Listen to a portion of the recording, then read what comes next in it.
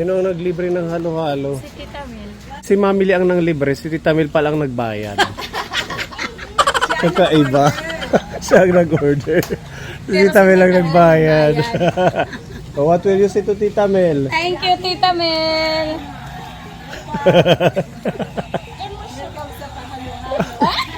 Pakainin na natin to. Malulusaw. Meron pa tayong suman. Ayan, mga kakanin. Snack tayo mga kaponi. Tita Mel, ang gusto mo? Ube? Okay, OB na lang. Sarap yung OB. Thank you. Okay pa, kuha na kayo dito. Malulusaw. What will you say to Tita Mel? Thank you, Tita Mel. Okay.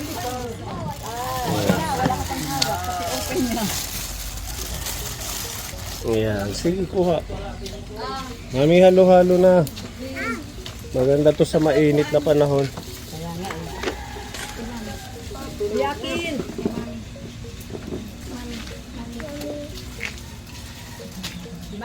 Uy! Thank you. Share tayo. Share tayo kasi hindi natin kayang... Sino yung isang lalaki yun? Start mo ba? Pangapat namin. Wait lang. Halo-halo tayo. Di ba bossing nag-meet na tayo? Last year? Magaling yan. Last year, di ba? Lapit ka kay Tita. Di ba, bossing? Di ba? Madumi. Di ba, Kuya Jeff? Nag-meet na tayo, di ba? Last year. Last year, di ba? Hindi pa last year, bago lang yan sa atin. Okay. So, sa vlog ko lang pala siya nakita. Oo. Dito sa paggawa ng grill. Okay. O, siya, sige. Lapit ka kuya, may sasabihin si Tita Mel. Konti lang yung, ano ha, sigarilyo. Mamaya wala ka ng boses. Tuloy. Ano bossing? Ano ba? May sinasabi si Tita Mel, mamaya daw pagkatapos nyo dyan mag-banding. Tapos yung banding mamaya, kumuha ka tuwing tagpa 500 na groceries. Jagger! Dito ka! Isa, bigyan mo rin. Ah, si Balyag. Balyag! Yun. Balyag! Kasama ko din yan. First time natin makikilala si Balyag. Okay. Oh, nagtatrabaho sila dito sa isang bahay. Oo, tapos, di ba, gagawin din ko. Oh, dito papagawa din natin sa kanila. Pag ano na budget. Tubular yung traffic. Oo, tama yun. Para magaan. Tapos nakikiisa lang Jeff, yun. birthday ko bukas. Birthday mo bukas? Kaya nga. Saan tayo? Kailangan Ha? Wala kang pera. Meron. Pahiramin mo muna. Nagdaog ka man bulang. Dan. Ano ba yan? Oo, yung yero. Oo. Maganda tayo dito. Ano Hindi, trabaho? kahit nagtatrabaho. Oo, kahit na nagtatrabaho. Oo, dito lang naman. Oo, Mag-ihaw-ihaw lang tayo, di ba? Oh. tayo lang naman. Hey, kamit mamumuriga. Kami ang magluluto. Sige. Maganda. Ha? Hayaan mo, pag birthday, hindi tayo. May kontrata siyang 4,000. Dito sa yan. Iba lang doon sa hagdan siguro. So, madami siyang pera. Madami yan. Kantahan natin si Kuya Jeff. Advance birthday. Gawin, halika! Sabi, let's sing together for Kuya. Tara. Sige. Happy birthday to you. Happy birthday to you. Happy birthday, happy birthday. Happy birthday to you. Happy birthday to you. Happy birthday to you. Happy birthday. Happy birthday. Happy birthday to you. Happy birthday. Thank you po, Sir Pony. Thank you po. Anong wish mo? Anong wish mo daw? Wish ko. Lang. Ewan ko, Sir. Di ko alam. Ano mo pala? Bukas na lang ang wish. Bukas pa naman ang birthday. Si Ate Ruby, April 25.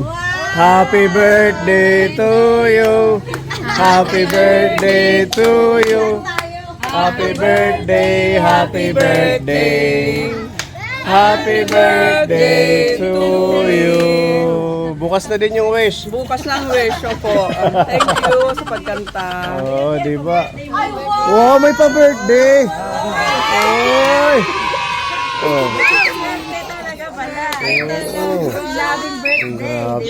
Grabe naman yun. Wala patingin. Wow, 2,000. Grabe. So may handa na bukas.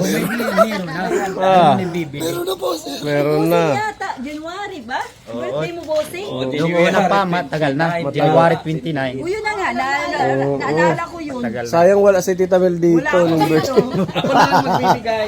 Ah, bibigyan ka ni Kuya Ken. Halagang 500. Kay Tita Mel yung bigay.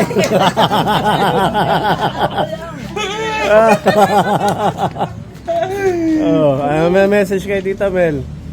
Thank you po, Tita Mel. Oh, diba? Oo. Yan yung mga kinukuha natin sa paggawa ng tindahan. Oo. Kailangan, ano lang, di ba? Oh. Yung laban lang, kahit hirap ng buhay, ganun lang talaga. Tsaka meron tayong project. Gagawa tayo ng... Yung sigarilyo. Oo, bawasan mo na ang sigarilyo. Kaya kumukunti na yung boses mo. Masama ang boses mo niyan. Oo nga. Oo. Ha? Totoo yun. Hindi ka pa nagpapacheck up. Mawalan ka talaga Huwag ng kang magaya boses. sa akin. Magbagong buhay na. Magbagong buhay. Totoo yan. May project pa tayo. Gagawa tayo ng... Sidecar ng... kay Baby Grace. Bisikleta. Para may si Tita Mayang. I-canvas natin kung magkano. Para saan? Padjak na pangkabuhayan nila. Baby Grace. Kapatid niya. Lalaki. Para mag-ano sila ng isda. Isasakay sa padjak.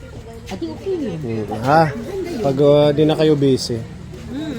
Very Okay. good yun. Oh, sige, marami kayong project kaya At least okay yun. sige lang, blessing yan. Kay Lord na maraming blessings. Blessings. Trabaho pa nga kami dun eh. Oh, sige, bossing, mag-grocery na kayo. Nag-inom pa yata. Hindi pa sila tapos. Nagiinom kayo, boss? Akala ko hindi ka na nainom. Ha?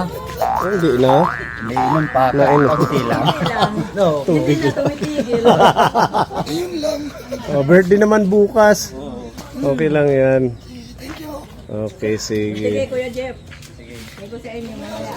Oo. Wow, bless. Ay, may bumibili. Ay, bumibili mo.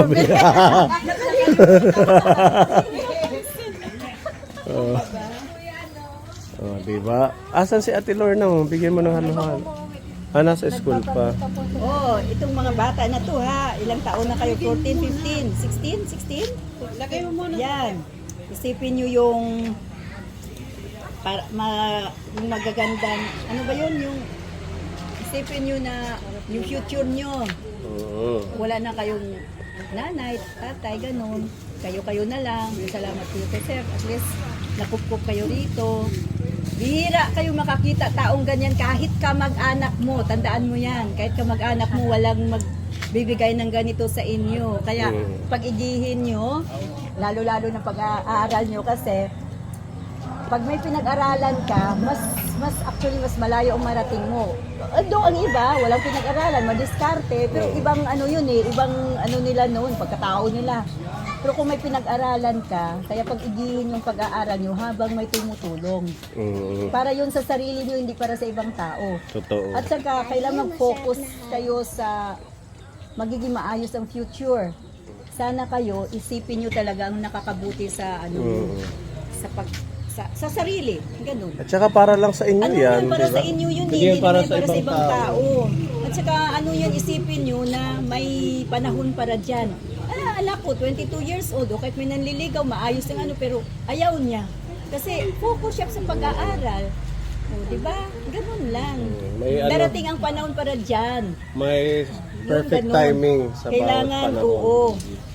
Kasi ang buhay naman natin, kailangan talaga may ano din yun eh, may paghandaan ba? Hindi pwedeng sabihin kami lang. Mababait Diba, naman alam sila, nyo din naman tita. yung mga kaibigan nyo. Oo, kasi sir, alam mo, kahit anong bait mo, ang influensya sa Pag paligid. na-influensyahan ka. Masyadong ano yan, Tapos lalo pag pa natuksok social ka. media, kung magtutok ka dyan, naku, marami kang kalukuhan na makita dyan. So, kailangan, ano talaga kayo, makinig, mga taong concern sa inyo, makinig kayo sa mga payo. Kasi hindi naman yan para sa kanila, para sa kabutihan nyo. No? Oo. Ako nagsaano lang, pero depende sa inyo kung i-take nyo yan as magandang payo, pero kasi kami noon, sabi ng nanay ko, wala kaming pera o yaman na ipamana sa inyo. Pag-aralin ko kayo, igagapan ko kayo. Pag makatapos kayo, bahala kayo sa sarili nyo na kung ano gusto nyong maging sa buhay ninyo. Para hindi na maulit yung mga paghihirap. Oo. Kaya pag-igihin nyo, wag yung isa walang bahala, ayaw lang yung mga bigay, Si mga Tita tulong. Mayang, natulong sa inyo, food allowance. Totoo yun, nakikita ko, wow, very blessed sila sa pag-igihin. Lagi ko yung sinasabi ng gano'n, sila Lorna at Veronica, kayo sa school. Normal lang yan sa school naman. Alam mo naman nag-strive ka, siyempre hindi naman tayo perfect talaga. Normal lang yan na may mababa, may ano, pero alam mo sa sarili mo na nagsisikap ka, hindi ka Nagsisikap. pabaya, gano'n. Kung pinabayaan mo, yun si Ate Mariel, ay grabe mag-aral yun. Kaya yung mga 'di ba kasi sa subjects nila may mga chemical, may mga mechanical, may civil. Madami silang mga kaklase iba-ibang iba-ibang courses. Yung mga kaya minsan nakakatuwa lang din dahil mga ng civil, yung mga statics daw yun, ganun-ganun. So major ng civil yan minor lang nila. Tapos sabi niya, alam mo mami, nakita ko yung ng score ng isang civil doon. Exam nila, 0. Ha? Sabi ko ganun. Sabi niya, ewan ko. Sabi niya, madali lang naman Sabi ko, syempre, alam mo kasi kaya madali sa'yo. Oo, ganun. So, sabi niya, basta, sabi niya, hindi siguro sila nag-aaral, ganun-ganun. Kaya, awan ng Diyos din naman, talagang dedicated sa pagtrabaho. Although, kahit sabihin niya na, mayroon naman si mami, mayroon naman may bigay ng pera, pero talagang maayos yung paglaki ng bata. Thank you, Tita Mel, sa mga magagandang mensahe mo kay Beren. Oo nga Diba? Good. Ano yun? Take it as ano ba yun? Payo or advice ng isang magulang. Na concern ba? Balang araw, kung anong mga pangarap niyo, makakamit niyo din yun dahil basta pursigido lang. Go lang para sa future. Basta Diba? wag na lang muna sa yung include yung about sa hindi sa pag-aaral. Like for example, ako 63, yung anak ko 22, di ba?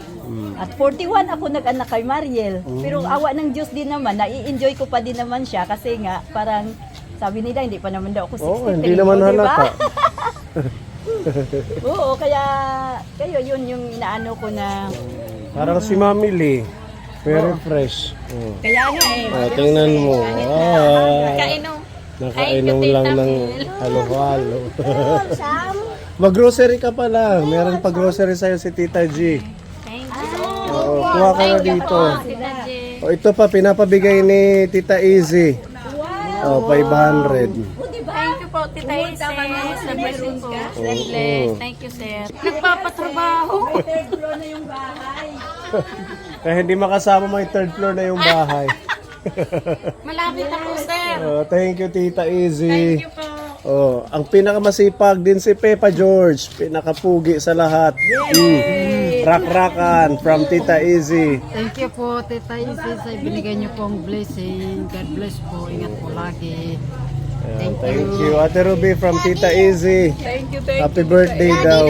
Maraming salamat po sa pag-birthday mo sa akin, Tita Ezzy. God bless, Tita Izzy. Salamat dito sa blessings. Okay. God bless po. Tita Easy, thank you din sa bigay sa akin. And Gavin, thank you. Thank you po. Welcome to. Tama ka? Bibili tayo ng ulam. Oh, yeah. Okay, let's go. Thank you mga kaponi. God bless.